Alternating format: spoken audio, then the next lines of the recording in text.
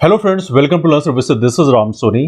इस सीरीज में हम लोग डिस्कस कर रहे हैं एमपीपीएससी असिस्टेंट प्रोफेसर एग्जाम 2022 के लिए पार्ट ए पोर्शन को। पार्ट ए पोर्शन की बात करें तो आपको पता होना चाहिए 5 यूनिट्स हैं, जिसे मध्य देश की हिस्ट्री, पॉलिटिक्स, ज्योग्राफी, इकोनॉमी, ये सारी चीजें हैं। इसके अलावा करंट अफेयर और इन्फॉर्मेशन कम्युनिकेशन टेक्नोलॉजी भी है। तो यहाँ पर आज हम डिस्कस कर रहे हैं पार्ट ए की यूनिट 1 को। यूनिट 1 है मध्य प्रदेश का इतिहास, संस्कृति एवं साहित्य, मतलब मध्य प्रदेश की हिस्ट्री है, कल्चर है और साथ में यहाँ का जो लिटरेचर है वहां से क्वेश्चन बनते हैं। वो देखिए, आपको पता होना चाहिए ये जो क्वेश्चंस हम डिस्कस कर रहे हैं बहुत ही इंपॉर्टेंट क्वेश्चन है। एमपीपीएससी के अभी जो एग्जाम्स हुए हैं 2021, 22, 23 में कई सारे एग्जाम्स हुए हैं। एमपीपीएससी सिविल सर्विसेज के अलावा एडीपीओ का एग्जाम हुआ, इंजीनियरिंग सर्विस का एग्जाम हुआ, मेडिकल ऑफिसर के एग्जाम हो रहे हैं, इसके अलावा डेंटल सर्जन का एग्जाम हुआ। ऐसे बहुत सारे एग्जाम्स हैं और सभी एग्जाम में लगभग सेम पैटर्न पे ही क्वेश्चन पूछे आते हैं। हर एक एग्जाम में यदि हम बात करें सिविल सर्विस को छोड़कर, उसमें यही पैटर्न है कि 150 नंबर का आपका जीएस होता है, उसके बाद 300 नंबर का आपका स्पेशलाइजेशन होता है। तो इसी पैटर्न पे और बहुत सारे एग्जाम्स हैं, तो सभी क्वेश्चंस को हम लोगों ने यहाँ पे कंपाइल किया है। तो ये बहुत ही महत्वपूर्ण सीरीज है, तो आप इसको जरूर देखें और अपने दोस्तों को भी रिकमेंड करें, है ना। तो आइए डिस्कशन की शुरुआत करते हैं। Let's start the discussion for this one. तो पहला क्वेश्चन आपका है आज का, द बैगा पुस्तक के लेखक कौन है? The Baiga, author of the book the Baiga. Option यहाँ पे आपके सामने दिए हुए हैं। ऑप्शन है Verrier Elwin, Harishchandra Upreti, Nadeem Hasan, Majumdar and Madan. ये क्वेश्चन बहुत बार पूछा गया है और हम लोगों ने क्लास में इसको पहले डिस्कस भी किया था। ये है वेरिट एल्विन, जो कि द बैगा पुस्तक के लेखक हैं। अगला क्वेश्चन आपके सामने, नर्मदा नदी को नामोदस नाम किसने दिया? नामोदस, नर्मदा नदी के बहुत सारे नाम है, नामोदस उनमें से एक है और ये नामकरण दिया है टॉलमी ने। तो Ptolemy have given the name Namados to Narmada river, है ना। चलिए तीसरा क्वेश्चन आपके सामने है, त्रिपुरी में किस राजा ने कलचुरी राजवंश की स्थापना की थी? देखिए, त्रिपुरी में किस राजा ने कलचुरी राजवंश की स्थापना की? देखो, त्रिपुरी क्या है? त्रिपुरी बेसिकली पहले जौनपुर का नाम होता था और याद रहे त्रिपुरी अधिवेशन भी हुआ था इंडियन नेशनल कांग्रेस का, जो बहुत ही फेमस हुआ था 1939 में, 1939 में त्रिपुरी सन हुआ था। और ये सन काफी चर्चा में इसलिए भी था बिकॉज यहाँ पर बेसिकली कांग्रेस का उस जो मीटिंग थी उसके अध्यक्ष चुने गए थे नेताजी सुभाष चंद्र बोस। लेकिन नेताजी सुभाष चंद्र बोस और गांधी जी में यहाँ पे मतभेद हो गए थे और उसके चलते बाद में नेताजी ने रिजाइन कर दिया था और इनकी जगह रिप्लेस किया था डॉक्टर राजेंद्र प्रसाद ने। तो डॉक्टर राजेंद्र प्रसाद को बाद में इसका अध्यक्ष चुन लिया गया था। लेकिन नेताजी ने जिस कैंडिडेट को हराया था उनका नाम था पट्टाभी सीतारामैया। पट्टाभी सीतारामैया गांधी जी के बहुत खास थे और गांधी जी ने यह तक स्टेटमेंट दिया था कि पट्टाभी की हार गांधी की हार मानी जाएगी और मतभेद के चलते बाद में नेताजी सुभाष चंद्र बोस ने रिजाइन कर दिया था। तो इसलिए त्रिपुरी अधिवेशन अपने आप में काफी चर्चा में है। एनीवे, तो हम यहाँ क्या बात कर रहे हैं, त्रिपुरी में किस राजा ने कलचुरी राजवंश की स्थापना की? और ये ऑप्शन आपके सामने दिए हुए हैं और इसका सही आंसर क्या है? इसका सही आंसर है, बेसिकली यहाँ पर डिस्प्यूट था इस क्वेश्चन में बिकॉज बेसिकली हम लोगों ने बाद में इसको डिस्कस भी किया था। We have seen several statements over there. आप इसमें प्रॉपर तरीके से देखेंगे, चीज़ें बताई गई हैं क्योंकि यहाँ पे अलग अलग सोर्सेज में अलग अलग चीज़ें मिलती हैं, इसलिए मोस्ट ऑफ बाद में इसको शायद डिलीट कर दिया गया होगा, दैट्स द पॉसिबिलिटी। तो यहाँ पे आप देखेंगे, यहाँ पे बहुत सारी चीज़ें लिखी हुई हैं। Let me show the about Tripuri about that. तो यहाँ पे आप देखेंगे त्रिपुरी के बारे में यदि हम बात करें तो ये एंशियंट टाइम में तो महाभारत और पुराण में भी इसके बारे में जिक्र मिलता है यदि हम उसकी बात करें तो। And apart from that site की बात करें, इसको फर्स्ट डिस्कवर किया था लेफ्टिनेंट कर्नल यूल ने, जो कि बंगाल के इंजीनियर थे।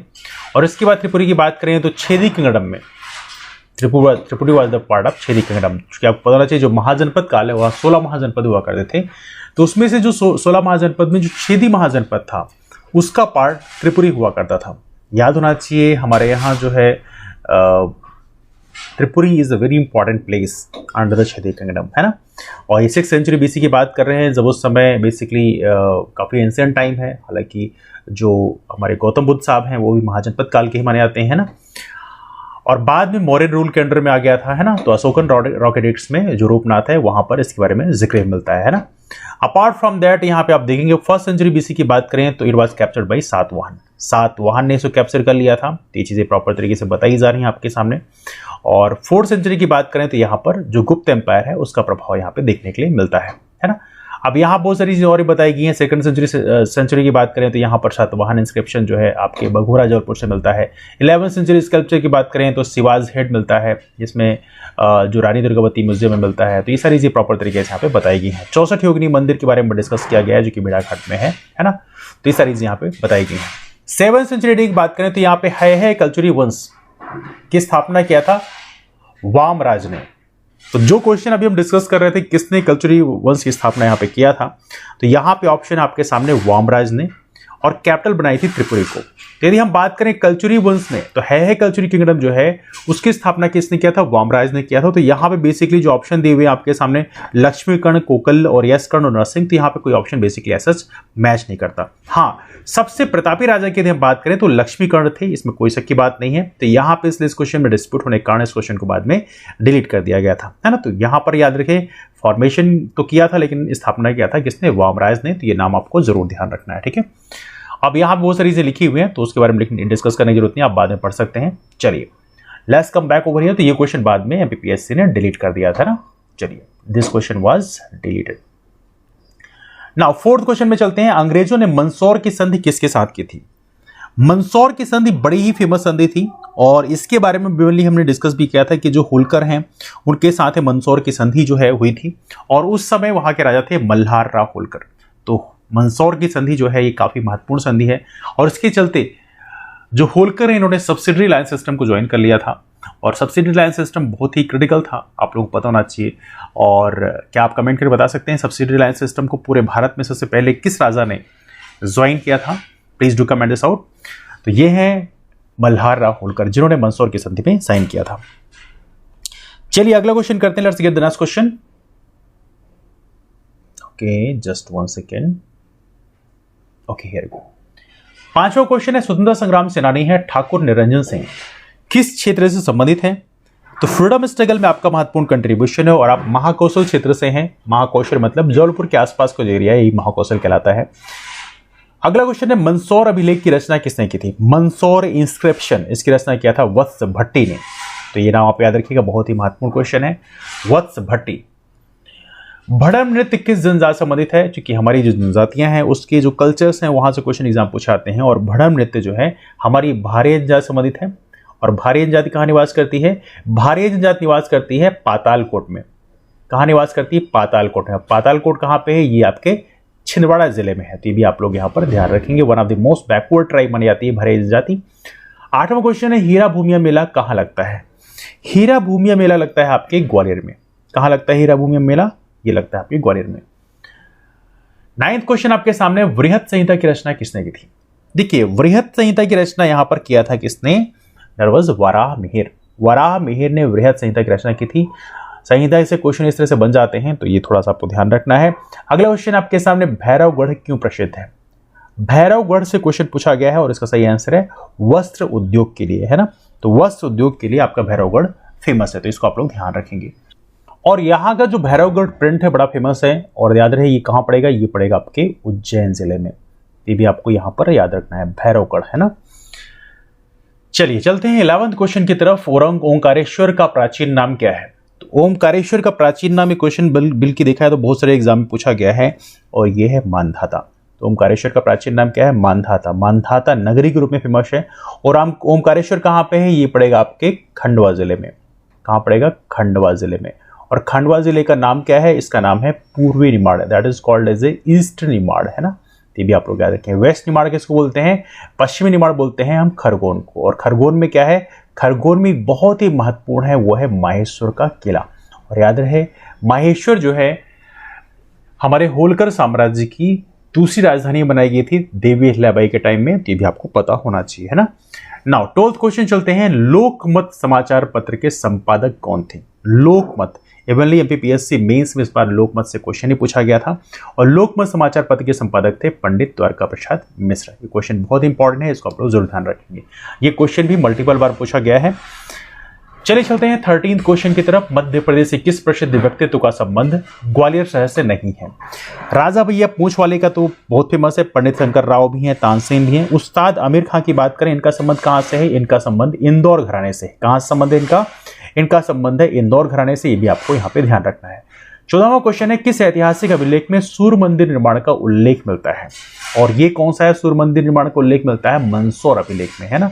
हालांकि सूर्य मंदिर जो है एक सन टेम्पल है जो बड़ा फेमस है, इसको ब्लैक पगोड़ा ही बोलते हैं। आप कमेंट करके बताना चाहेंगे कहां पर है। मैं आपको हिंट करता हूं, उड़ीसा में है, लेकिन उसका नाम आप कमेंट करके बताइए। अगला क्वेश्चन आपके सामने है 15th क्वेश्चन, राजा भोज की राजधानी क्या थी? देखिए यहाँ पे ऑप्शन दिया है और ये भी क्वेश्चन कह सकते हैं बहुत ही आसान क्वेश्चन है। राजा भोज की राजधानी से क्वेश्चन पूछा है और ये कौन सी है, ये है आपकी धारानगरी। धारानगरी आपकी राजधानी थी। वैसे अब देखा जाए तो ये क्वेश्चन बहुत ही सिंपल क्वेश्चन है। अगला क्वेश्चन आपके सामने है 16वां और ये है आपका गढ़मंडला का अंतिम यशस्वी और प्रतापी राजा कौन था। तो यहाँ पे प्रतापी राजा के बारे में पूछा जा रहा है, तो ये कौन है, ये है शंकर शाह।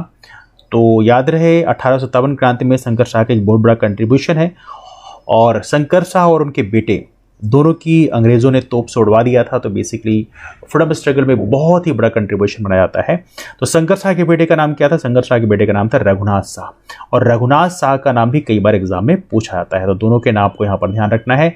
एक और महत्वपूर्ण इन्फॉर्मेशन यहाँ पे है कि राजा शंकर शाह के नाम पर छिंदवाड़ा विश्वविद्यालय का नाम भी चेंज किया जा रहा है। तो ये भी आपको पता होना चाहिए। बल्कि यहाँ पे लिखा भी है 1857 क्रांति के समय से पहले गुड़वाना के राजा थे शंकर शाह और ये प्रॉपर तरीके से आपको इन्फॉर्मेशन दिया और साथ में राजा शंकर शाह के नाम पर छिंदवाड़ा विश्वविद्यालय का नाम भी रखा जा रहा है ना। तो ये आप लोग याद रखेंगे। This is a very very important question for you. आइए चलते हैं 17th क्वेश्चन में। सांची स्तूप का निर्माण किसने करवाया। तो यहाँ पे ऑप्शन आपके सामने दिया हुआ है। याद रहे जो बुद्धिस्ट आर्किटेक्चर होता है उसमें स्तूप क्या होता है, यहाँ पर जो बौद्ध भिक्षु होते हैं उनकी अस्थियां रखी होती हैं। 3 स्ट्रक्चर होते हैं, एक स्तूप होता है, एक होता है आपका चैत्य और एक होता है विहार। तो स्तूप जो होता है यहाँ पे जो बौद्ध भिक्षु हैं उनकी अस्थियां रखी होती हैं। अब जिस सांची स्तूप की बात करें तो यहाँ पर वैसे गौतम बुद्ध के भी रखे आस्ते हैं, चूंकि गौतम बुद्ध ने यहाँ कभी विजिट नहीं किया इसलिए सांची स्तूप जो है यहाँ पर जो भगवान बुद्ध है उनके जो शिष्य हैं मोगलीपुत्र और सारीपुत्र उनकी बेसिकली अस्थियां रखी हुई हैं। तो सांची स्तूप में किसकी अस्थियां रखी हुई हैं, इनके शिष्यों की, जिनका नाम मोगलीपुत्र मोगलादानी की जगह मिलता है और सारीपुत्र। ना यहाँ पे पता होना चाहिए दूसरा स्ट्रक्चर होता है चैत्य। चैत्य क्या होता है, चैत्य का मतलब होता है मीटिंग प्लेस। हालांकि चैत्य में अब ये है कि जो हीनयान बुद्धिज्म का सेक्ट है वहां पर चैत्य मीटिंग करते हैं, लेकिन जो महायान है वो चैत्य पूजा स्थल बनाता है, मतलब वहां पर प्रेयर असेंबली भी होती है। इसके बाद तो एक होता है विहार। विहार क्या होता है, विहार का मतलब है रेजिडेंशियल प्लेस, मतलब यहाँ पे जो बौद्ध भिक्षु हैं यहाँ पर निवास करते हैं, है ना। तो इस तरह से स्तूप चैत्य विहार ये तीनों महत्वपूर्ण बौद्ध आर्किटेक्चर होते हैं। नाउ सांची स्तूप का निर्माण किसने करवाया, बहुत ही आसान क्वेश्चन है, करवाया अशोक ने, है ना। 18th क्वेश्चन है अमृतलाल बिगड़ का संबंध है। देखिए सांची स्तूप की बात करें तो सांची स्तूप को as of now world heritage site में भी शामिल किया गया है। तो आपको कमेंट करके बताना है इसको कब शामिल किया गया, कब किया गया, 1989 में। हमारे यहाँ 2 हेरिटेज साइट और भी है, भीमबेटका और खजुराहो, उनको भी आप लोग याद रखेंगे। This is a very very important one. Amritlal बिगड़ का संबंध है किस क्षेत्र से, यह है चित्रकला के लिए, पेंटिंग के लिए फेमस है अमृतलाल बिगड़। चलिए अगला क्वेश्चन चलते हैं। 19th क्वेश्चन है भीलट बाबा कौन है। भीलट बाबा कौन है, ये है बेसिकली भीलों के प्रमुख देवता भीलट बाबा, है ना। 20th क्वेश्चन है सिंगौरगढ़ का किला। ओके, भीलों का निवास कहां पे है बताया आपने, हमारा जो मध्य प्रदेश है, मध्य प्रदेश का जो हमारा वेस्टर्न रीजन है, जो मालवा क्षेत्र है, यहां पर भील कम्युनिटी का निवास काफी ज्यादा है। भील, भिलाला, पटेली, अरथिया, ऐसे बहुत सारी सब ट्राइब्स भी हैं जो आपको यहाँ पे पता होना चाहिए। सिंगौरगढ़ का किला मध्य प्रदेश के किस जिले में स्थित है, सिंगौरगढ़ फोर्ट ये कहां पे है, आपके दमोह जिले में, है ना। चलिए आगे चलते हैं 21st क्वेश्चन में। 21st क्वेश्चन आपका चंदेरी शहर प्रसिद्ध है। चंदेरी शहर किस लिए प्रसिद्ध है, देखिए चंदेरी अशोकनगर, है ना। और ये किस लिए प्रसिद्ध है, चंदेरी की साड़ियां बहुत फेमस हैं और इसको जीआई टैग भी दिया गया है और इस साड़ियों के लिए फेमस है, तो इसको आप लोग यहाँ पर याद रखेंगे। 22nd क्वेश्चन है मटकी नृत्य किस क्षेत्र में प्रसिद्ध है, मटकी नृत्य। और मटकी नृत्य किस क्षेत्र में है, कहाँ पे है, मालवा क्षेत्र में। मालवा क्षेत्र कहाँ पे है, मध्य प्रदेश के कौन से क्षेत्र में, मध्य प्रदेश के पूर्वी क्षेत्र में मालवा है। और याद रहे मालवा क्षेत्र का जो माछ है ये यहाँ का राजकीय यहाँ का लोकनाट्य भी है और हमारे मध्य प्रदेश का राजकीय लोकनाट्य भी है।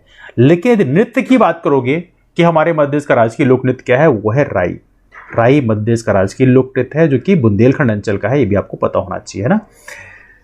चलिए आगे चलते हैं 23rd क्वेश्चन में। 23rd क्वेश्चन आपके सामने, चिड़ीखो पर्यटक स्थल किस जिले में स्थित है। चिड़ीखो पर्यटक स्थल कहां पे है, ये है आपके राजगढ़ में, है ना। राजगढ़ में बहुत महत्वपूर्ण है। आप कमेंट करके बताइए कि मध्य प्रदेश के 14 जिलों से कर्क रेखा गुजरती है, तो क्या राजगढ़ से भी कर्क रेखा पास करती है क्या, please do comment this out. 24th question आपके सामने, कवि बिहारी किस राज्य से संबंधित है। और कवि बिहारी का संबंध बेसिकली कई राज्यों से है, इसलिए इस क्वेश्चन के मल्टीपल आंसर दिए गए थे। बिहार, राजस्थान, उत्तर प्रदेश, इन तीनों संबंध बताया गया था, इसलिए बिहार नहीं है, मध्य प्रदेश, राजस्थान, उत्तर प्रदेश तीनों संबंध बताया गया है, इसलिए इस क्वेश्चन के 3 आंसर दिए गए थे एमपीपीएससी के द्वारा, ए, सी एंड डी, है ना। चलिए 25th क्वेश्चन चलते हैं। Let's go to 25th question. निम्नलिखित में से कौन सी जनजाति बैगा जनजाति का उप जनजाति नहीं है। तो बैगा जनजाति की उप जनजातियों में बिजवार भी होते हैं। बिजवार तो कई बार पूछा भी गया एग्जाम में कि बिजवार किसके सब ट्राइब है। नरोतिया भी है ना, भरोतिया भी है, कठमैना है, लेकिन बडोया नहीं है। ये थोड़ा सा आप लोग यहाँ पे याद रखेंगे कि बिजवार, नरोतिया, भरोतिया, कठमैना ये सभी बैगा जनजाति की उप जनजातियां हैं, बडोया नहीं है।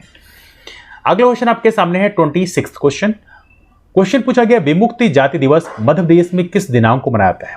विमुक्त जाति दिवस इसे बोलते हैं डिनोटिफाइड ट्राइब्स डे, और ये सेलिब्रेट किया जाता है मध्य प्रदेश में 31 अगस्त को, 31 अगस्त को मध्य प्रदेश में विमुक्त जाति दिवस मनाया जाता है। 27 क्वेश्चन है, श्री राम साहब पांडे किस लोक नृत्य कला से संबंधित है? और राम साहब पांडे का संबंध है राई से, और राई मध्य प्रदेश का राजकीय लोक नृत्य है जो कि बुंदेलखंड अंचल का नृत्य है। ये आपको यहां पर याद रखना है, ठीक है। चलिए 28 क्वेश्चन में चलते हैं। श्रीमती दुर्गाबाई ब्याम किस जनजाति कला संबंधित है? श्रीमती दुर्गाबाई ब्याम, ये नाम देखिए आमतौर पर जो भी पद्मश्री अवार्डी होते हैं उनके नामों को पता होना चाहिए, और साथ में इसके अलावा वो कौन से क्षेत्र से संबंधित हैं वो भी पता होना चाहिए आप लोगों को। तो ये बेसिकली सन 2022 में ये इनको पद्मश्री पुरस्कार सम्मानित किया गया है। ये हैं पद्मश्री दुर्गाबाई ब्याम, जिनका नाम याद रखेंगे, और कौन से संबंधित हैं? ये हैं गोंड शैली से, है ना। 29 क्वेश्चन आपके सामने है, निम्नलिखित में से किस जिले में बैगा विकास अभिकरण नहीं है? तो बैगा विकास अभिकरण की बात करें, रायसेन में नहीं है, बाकी मंडला हो, शहडोल हो, बालाघाट हो, ये सभी बैगा, वहां पे बैगा पॉपुलेशन काफी ज्यादा निवास करता है, इसलिए वहां पे बैगा विकास अभिकरण है, मतलब बैगा डेवलपमेंट एजेंसी है। लेकिन रायसेन में बैगा की जो कम्युनिटी है उसका आबादी उतनी ज्यादा नहीं है, इसलिए यहाँ पर बैगा विकास अभिकरण नहीं है। तो इस तरह से आप लोग हल्का गेस करके भी इसका क्वेश्चन का सही आंसर टिक कर सकते हैं। चूंकि बैगा कम्युनिटी का मोस्टली जो कंसंट्रेशन है मध्य प्रदेश के ईस्टर्न साइड में मिलेगा आपको, मतलब किधर साइड मिलेगा आपको? इस साइड मिलेगा। तो यहां पर मोस्टली कंसंट्रेशन है इसके, because of that thing Raisen थोड़ा सा बीच में पड़ जाता है ना। चलिए 30th क्वेश्चन चलते हैं। 30th क्वेश्चन आपके सामने, निम्नलिखित में से मध्य प्रदेश के प्रमुख चित्रकार नहीं है। अब यहां पे ऑप्शन आपके सामने दिया हुआ है, नारायण सिंधर बेंद्रे तो हैं अपने यहां मध्य प्रदेश के, विष्णु चिंचालकर भी मध्य प्रदेश के, नाना साहब पैंसे की बात करें ये इनका संबंध मध्य प्रदेश के प्रमुख चित्रकार नहीं है। बाकी अमृतलाल बिगड़ का संबंध तो अभी डिस्कस किया थोड़ी देर पहले ही, अमृतलाल बिगड़ जो है पेंटर है ना। 31st क्वेश्चन की बात करें तो यहाँ पे नाना साहब पांसे की बात करें तो ये थोड़ा सा आप ध्यान रखेंगे, basically he is not like painter, he is like singer हैं, और इनका जो स्पेशल स्टाइल है पखवाज, क्या पखवाज,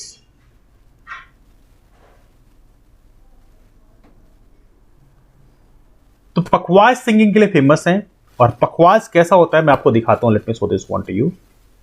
ये इस तरह से पखवाज होता है, तो ये आप देख सकते हैं नाना साहब पैसे का संबंध इस क्षेत्र से है, मतलब he is not a basically painter, है ना, sorry he is not a basically painter, है ना। किस तीर्थ स्थल का प्राचीन नाम मंधाता है? ये क्वेश्चन अब देखो दोबारा पूछ लिया गया, अभी थोड़ी देर पहले ही मंधाता को डिस्कस किया था, और एक किस्सा है, कौन है? ये है ओमकारेश्वर। ओमकारेश्वर का प्राचीन नाम मंधाता है। मतलब आप देख सकते हैं इस तरह से क्वेश्चन रिपीट भी होते हैं, तो आपको थोड़ी सी क्वेश्चन का सर्कल थोड़ा सा यदि आप देखते हैं तो आपको डेफिनेटली काफी बेनिफिट मिलता है। ओमकारेश्वर कहाँ पे है? ये हमारे खंडवा जिले में है ना। ओमकारेश्वर डैम भी हमारे यहाँ है, और साथ में याद रहे इंदिरा सागर डैम वहीं पर है, इंदिरा सागर रिजर्वायर, है ना। 32वां क्वेश्चन आपके सामने है, तुर्रा कलगी लोक नाट्य किस क्षेत्र से संबंधित है? कलगी तुर्रा, तुर्रा कलगी, है ना। तो ये कहाँ पे है? ये अपना बेसिकली मध्य प्रदेश के बड़े अंचल में है, मतलब बुंदेलखंड बघेलखंड को यदि आप हटाओ तो, हालांकि एमपीपीएससी ने जो ऑफिशियल आंसर दिया था उसमें बुंदेलखंड को भी कोट किया गया था। तो यहाँ पर मालवा अंचल में तुर्रा कलगी के लिए बुला गया, फिर निमाड़ अंचल के लिए बुलाया कि निमाड़ अंचल में पाया जाता है, लेकिन साथ में बुंदेलखंड को भी कोट किया गया था कि बुंदेलखंड अंचल में तुर्रा कलगी होता है, बघेलखंड छोड़ के। तो एमपीपीएससी ने बाद में जो रिवाइज आंसर की थी उसमें ए बी सी तीनों ऑप्शन को सही माना था, है ना। 33 क्वेश्चन है, निम्नलिखित में से कौन सा अभिलेख विश्व के प्रथम विज्ञापन के तौर पर जाना जाता है? विश्व के प्रथम विज्ञापन के तौर पर जाना जाता है, तो यहाँ पे ऑप्शन है, इसमें है दसपुर अभिलेख। दसपुर इंस्क्रिप्शन जो है विश्व के प्रथम विज्ञापन के तौर पे माना जाता है। बहुत ही महत्वपूर्ण क्वेश्चन है, क्वेश्चन कई बार एग्जाम में पूछा गया है। 34th क्वेश्चन में चलते हैं, निम्नलिखित में से कौन सा मध्यकालीन शहर छींट नामक छपे हुए सूती कपड़े के लिए प्रसिद्ध था? छींट। Which of the following medieval town was famous for the printed cotton cloth known as छींट? और इसका सही आंसर क्या है? इसका सही आंसर आपका right answer for this question is Sironj. Sironj तहसील बड़ी फेमस है, आप चाहें तो कमेंट कर बताएं कि सिरोंज तहसील कौन से जिले में आती है। 35वां क्वेश्चन है, निम्नलिखित में से किस जिले में गोटमार मेला आयोजित किया जाता है? गोटमार मेला पता होना चाहिए आप लोगों को, जाम नदी के तट पे लगता है, तो ये है जाम नदी। और जाम नदी के तट पे दोनों साइड से लोग यहाँ पे पत्थर फेंकते हैं, हालांकि एक दूसरे को लगता नहीं है, लेकिन यहाँ पे कल्चर है गोटमार मेले में। तो यहाँ पर देखा तो ये कहाँ पड़ेगा? ये पड़ेगा छिंदवाड़ा जिले में, है ना। तो गोटमार मेला कहाँ आयोजित किया जाता है? छिंदवाड़ा जिले में। इस क्वेश्चन को मैंने कई बार क्लास में डिस्कस किया है, दैट्स क्वाइट इजी क्वेश्चन। 36वां क्वेश्चन, निम्नलिखित में से निम्नलिखित कथनों में मध्य प्रदेश में स्वतंत्रता आंदोलन के संबंध में क्या सत्य है? अब यहाँ पे स्टेटमेंट दिया हुआ है आपके सामने, तो स्टेटमेंट आइए देखते हैं। तो पहला स्टेटमेंट है, खाजा एवं भीमा नायक भील नेता थे जिन्होंने ब्रिटिश सत्ता के विरुद्ध संघर्ष किया। तो कह सकते हैं क्वेश्चन सही है, यहाँ पे स्टेटमेंट बिल्कुल सही है। दूसरा, स्वतंत्रता सेनानी शंकर शाह गढ़ा मंडला राज्य के थे। तो शंकर शाह और इनके जो बेटे हैं, दोनों का ही बहुत बड़ा कंट्रीब्यूशन था। और शंकर शाह के नाम पे तो छिंदवाड़ा में यूनिवर्सिटी का नाम भी हो रहा है। और सी और डी ऑप्शन की यदि हम बात करें तो सी और डी ऑप्शन यहाँ पर इनकरेक्ट स्टेटमेंट माने जा सकते हैं। तो सी और डी स्टेटमेंट में यदि हम देखें तो यह है, रामगढ़ के जुझार सिंह के पुत्र देवनाथ सिंह ने ब्रिटिश सत्ता के विरुद्ध संघर्ष किया था। तो यह स्टेटमेंट यहाँ पर थोड़ी सी स्टेटमेंट में थोड़ी गलती है। और डी स्टेटमेंट, सिपाही बहादुर सरकार की स्थापना इंदौर में की गई थी। तो ये दोनों स्टेटमेंट में यहाँ पे कंफ्यूजन है, आइए देख लेते हैं। तो यहाँ पे लिखा है, रामगढ़ में 1833 में किसने रिवोल्ट किया था? तो रामगढ़ किंग जुझार सिंह और उनके बेटे देवनाथ सिंह ने किया था। तो ये स्टेटमेंट यहाँ पे है। और यहाँ पे इसमें दोनों स्टेटमेंट यहाँ पे डाउटफुल है, तो इन दोनों स्टेटमेंट को यहाँ पे असत्य माना गया। बीपीएससी ने सी और डी दोनों ही ऑप्शन को यहाँ पे गलत माना है ना। तो इस चीज को आप लोग यहाँ पर ध्यान रखेंगे। तो यहाँ पे बाकी सारी चीजें प्रॉपर तरीके से बताई गई हैं, है ना। This is everything I am told over there, जिसको आप लोग देख सकते हैं बाद में। तो यदि हम बात करें प्रॉपर तरीके से रामगढ़ क्षेत्र की, तो रामगढ़ क्षेत्र में बेसिकली देखा जाए तो जो कंट्रीब्यूशन था वो बेसिकली अवंतीबाई का था। अवंतीबाई ने यहाँ पे अंग्रेजों के विरुद्ध संघर्ष किया था। और अवंतीबाई की जो अंग्रेजों का नाम था, उनका नाम था गिरधारी बाई। तो ये भी आप लोग यहाँ पे ध्यान रखेंगे, ठीक है। चलिए यहाँ पे आगे चलते हैं। Let's move for the next question. 37 question में चलते हैं। निम्नलिखित में से कौन सा युग में सुमेलित नहीं है? तो यहाँ पे सुमेलित कौन सा नहीं पकड़ना है। तो हरिशंकर परसाई का ये बिल्कुल सही है, हंसते हैं रोते हैं, रानी नागफनी की कहानी, ये इनकी रचना है। भवानी प्रसाद की रचनाओं में यहाँ पर थोड़ी सी चेक है ना। तो यहाँ पे जो स्टेटमेंट यहाँ पे दिए हुए आपके सामने, तो गीत फरोज तो भवानी प्रसाद मिश्रा की रचना है, इसमें कोई शक की बात नहीं है ना। लेकिन यहाँ पर एक दिया है सतपुड़ा के घने जंगल, और सतपुड़ा के घने जंगल ये भी भवानी प्रसाद मिश्रा की रचना है। लेकिन हिम तरंगिनी इनकी रचना नहीं है। हिम तरंगिनी किसकी रचना है? हिम किरीटनी, हिम तरंगिनी, माता युग चरण, समर्पण, ये सारे के सारे, वेणु लोग, गुजे धारा, ये सारी माखनलाल चतुर्वेदी की रचना है। किसकी रचना है? माखनलाल चतुर्वेदी, जिनको एक भारतीय आत्मा के नाम से मशहूर हैं। तो यहाँ पे हिम तरंगिनी एक यहाँ पे जो रचना है वो इनकी रचना नहीं है। गजानन माधव मुक्तिबोध की रचना है चांद का मुंह टेढ़ा है, काठ का सपना, बिल्कुल सही है। केशवदास की रचना है रसिक प्रिया और कवि प्रिया, इस स्टेटमेंट यहाँ पे सही है। आइए चलते हैं 38वें क्वेश्चन में। 38 क्वेश्चन है, भोपाल गैस त्रासदी किस वर्ष में हुई है? भोपाल गैस त्रासदी की बात करें, ये हुआ आपका 1984 में, 1984 में हुआ है। कौन से दिन में हुआ? 2 से 3 दिसंबर 1984 में हुआ। और कौन सी गैस निकली? वो है मिथाइल आइसोसाइनेट, MIC, है ना। तो ये बहुत ही पेनफुल इंसिडेंट था। जो यूनियन कार्बाइड फैक्ट्री है वहाँ पे ये गैस रिलीज लीक हुई और बहुत सारे लोगों की डेथ भी हुई और बहुत सारे लोग आज भी डिफरेंटली एबल्ड हैं। अगला क्वेश्चन है, किस चंदेल राजा ने महमूद गजनवी का सामना किया था? तो ये है, विच चंदेल किंग फेस्ड महमूद गजनवी, और इसका सही आंसर है विद्याधर। राजा विद्याधर ने महमूद गजनवी का मुकाबला किया था। चलते हैं 40th क्वेश्चन में। 40वां क्वेश्चन आपके सामने, भारी जनजाति मध्य प्रदेश से कौन जिले में निवास करती है? और एक क्वेश्चन बहुत ही स्ट्रेट फॉरवर्ड है, थोड़ी देर पहले हम डिस्कस भी किया था, ये है छिंदवाड़ा जिले में निवास करती हैं। 41st क्वेश्चन है, किस नगर का प्राचीन नाम दसपुर था? और दसपुर किसका प्राचीन नाम है? ये है बेसिकली मंदसौर का प्राचीन नाम दसपुर था। 42nd क्वेश्चन है, महाराजा छत्रसाल की राजधानी क्या थी? तो महाराजा छत्रसाल के बारे में पता होना चाहिए आप लोगों को, बहुत ही महत्वपूर्ण डेटा है। और बेसिकली बुंदेला राजपूत जो डायनास्टी है उससे बिलोंग करते हैं। तो महाराजा छत्रसाल की राजधानी कौन सी है? ये है पन्ना। तो यहाँ पे इनके बारे में थोड़ा डिस्कस कर लेते हैं, because I brought some of the content for that. तो यहाँ पे कह सकते हैं मुगल एम्पायर का मुकाबला किया आपने बुंदेलखंड क्षेत्र से, और रुद्र प्रताप सिंह जो बुंदेला हैं उनके डिसेंडेंट माने जाते हैं, और इनका जो मुकाबला है वो हुआ मुगल एम्परर से। अब देखिए यहाँ पर देखा जाए तो यहाँ पे कुछ महत्वपूर्ण चीजें बताई गई हैं। इनका स्ट्रगल 1671 में स्टार्ट होता है, जब उन्होंने नौगांव का क्षेत्र जो है, जो कि छतरपुर में है, उसको कैप्चर कर लिया था। और बाद में 50 साल, अगले 50 साल तक मुगलों से मुकाबला करते रहे। अब यहाँ पे देखा जाए तो बाजीराव वन से इनका विशेष संबंध था। पेशवा बाजीराव वन के बारे में आपको पता होना चाहिए। बाजीराव वन ने छत्रसाल की यहाँ पे काफी मदद की थी मुगलों के खिलाफ में, और यहाँ पर प्रॉपर तरीके से मिलिट्री सपोर्ट भी दिया था। और मुगलों में उस समय मोहम्मद खान बंगास 1728 में ये जो युद्ध हुआ उसमें छत्रसाल की मदद किया था किसने? बाजीराव वन ने। और बाजीराव वन की बात करें तो बाजीराव वन की जो सेकेंड वाइफ है मस्तानी, इस पे मूवी आ चुकी थी, आप लोगों को पता होगा, तो वो छत्रसाल की बेटी की थी। तो ये प्रकार से कह सकते हैं पेशवा के साथ में इनके काफी महत्वपूर्ण संबंध थे। और ये याद रखिएगा छत्रसाल ने अपने डेथ के बाद पहले जो महोबा है और उसका जो सराउंडिंग एरिया है वो बाजीराव वन को ही ट्रांसफर कर दिया था, है ना। तो ये भी आप लोग यहाँ पर ध्यान रखेंगे। और बहुत सारी चीजें बताएंगी प्रॉपर तरीके से, लेकिन उतना डिस्कस करने की जरूरत नहीं है। बेसिक चीजें हम लोगों ने आप लोगों से डिस्कस कर लिया है ना। तो आइए देखते हैं अगला question. Let's get the next question. तो ये है वो 42nd क्वेश्चन। अब चलेंगे 43rd क्वेश्चन में। Let's get the 43rd question. स्वतंत्रता आंदोलन के समय कर्मवीर समाचार पत्र के संपादक कौन थे? कर्मवीर पत्रिका का नाम इवनली इस बार एग्जाम में मेन से पूछा भी गया था, तो ये भी आपको ध्यान रखना चाहिए। एमपीपीएससी मेन से पूछा गया था। और ये है पंडित मखनलाल चतुर्वेदी, एक भारतीय आत्मा के नाम से मशहूर है। कंवार जनजाति मध्य देश के किस जिले में पाई जाती है? और ये पाई जाती है मध्य देश के शहडोल जिले में, कंवार जनजाति, है ना। 45th क्वेश्चन है, पेशवा बाजीराव प्रथम की मृत्यु मध्य देश के नर्मदा तट पर निम्न स्थान पर हुई, कहां पर हुई है? तो यहां पर प्रॉपर तरीके से उनकी समाधि बनी है, कहां पर बनी है? रावरखेड़ी में। और रावरखेड़ी कहां पड़ेगा? रावरखेड़ी पड़ेगा आपके खरगोन जिले में। कहां पड़ेगा? खरगोन जिले में। तो याद रखिए रावरखेड़ी में है। मैं आपको दिखाता हूं, ये इस तरह समाधि बनी हुई है प्रॉपर तरीके से। नर्मदा नदी यहाँ पे दिख रही है आपको, यहाँ पर पानी दिख रहा है और इसके तट पे बनी हुई है प्रॉपर तरीके से। और ये कहां पड़ेगा आपके? रावरखेड़ी, ये पड़ेगा आपके खरगोन जिले में, है ना। Now let's get the next question. 46 question में चलते हैं। बुंदेलखंड का सबसे लोकप्रिय नृत्य कौन सा है? और बुंदेलखंड का सबसे लोकप्रिय नृत्य है राई। और राई ही मध्य प्रदेश का राजकीय लोक नृत्य भी आपको पता होना चाहिए। देखिए, लोक नृत्य और लोक नाट्य में कंफ्यूज मत करना। लोक नृत्य मतलब फोक डांस है, तो स्टेट फोक डांस जो है वो कौन सा है? राई है। और ये बुंदेलखंड अंचल का है। लोक नाट्य की बात करें, जो फोक ड्रामा है वो कौन सा है? वो है माच। और माच कौन से अंचल का है? माच है आपके मालवा अंचल का। 47 क्वेश्चन में चलते हैं। 1857 के स्वाधीनता आंदोलन में भाग लेने वाली झलकारी बाई मध्य प्रदेश के किस क्षेत्र से थी?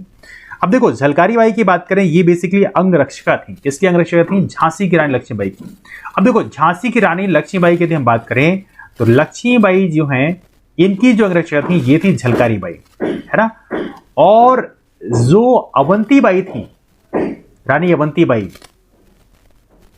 उनकी जो अंगरक्षिका थी वो कौन थी? वो थी गिरधारी बाई। तो अंगरक्षा के नाम में कंफ्यूजन मत करना। झा से झलकारी बाई, झा से झांसी की रानी, है ना। और बाकी जो बचा गिरधारी बाई वो अवंती बाई की थी। तो इस तरह से आपको यहाँ पर ध्यान रखना। और कौन से अंचल की थी? बुंदेलखंड अंचल की, बिकॉज जो झांसी है उसी बेल्ट में आता है ना। चलिए अगला क्वेश्चन लेते हैं। 48th क्वेश्चन आपके सामने है। स्वांग पारंपरिक लोकनाट्य मध्य प्रदेश के किस क्षेत्र से संबंधित है? देखिए, स्वांग लोकनाट्य जो है ये अपने बुंदेलखंड अंचल से संबंधित है। 49th क्वेश्चन में चलते हैं। भरहुत स्तूप मध्य से किस जिले में से थे? भरहुत स्तूप देखा है तो अब बहुत ज्यादा इसमें प्रॉपर स्तूप के रिमेन्स बस केवल बचे हुए हैं, है ना। तो ये कहां पे था? सतना जिले में। और 50th क्वेश्चन आपके सामने है। कवि प्रदीप का वास्तविक नाम क्या था? देखिए, कवि प्रदीप की बात करें, इनका बेसिकली जन्म हुआ था, एक क्वेश्चन पूछा था कई बार कहां पे जन्म हुआ, तो आपका जन्म हुआ बाणनगर में। बाणनगर कहां पे? उज्जैन जिले में है ना। और इनका पहले नाम था, इनका नाम था रामचंद्र द्विवेदी। तो कवि प्रदीप का वास्तविक नाम क्या है? रामचंद्र द्विवेदी। और ये कहां संबंधित है? उज्जैन जिले संबंधित है। ये भी आपको यहाँ पर पता होना चाहिए। तो ये रहा डिस्कशन इस टॉपिक में। अब एमपीपीएससी का जो हमारा ये पार्ट ए है उसका यूनिट 1 फाइनली आज कंप्लीट होता है। कल से जो अगली डिस्कशन होंगे वो यूनिट 2 पे होंगे। इस तरह से 150 क्वेश्चन का जो सीरीज हमने फाइनली कंप्लीट किया यूनिट 1 का, अगला डिस्कशन अब यूनिट 2 पे होगा। तो चलिए डिस्कशन में वाइंड अप करते हैं, मुलाकात करते हैं फिर। तब तक bye, take care, have a wonderful day, keep moving forward and take care.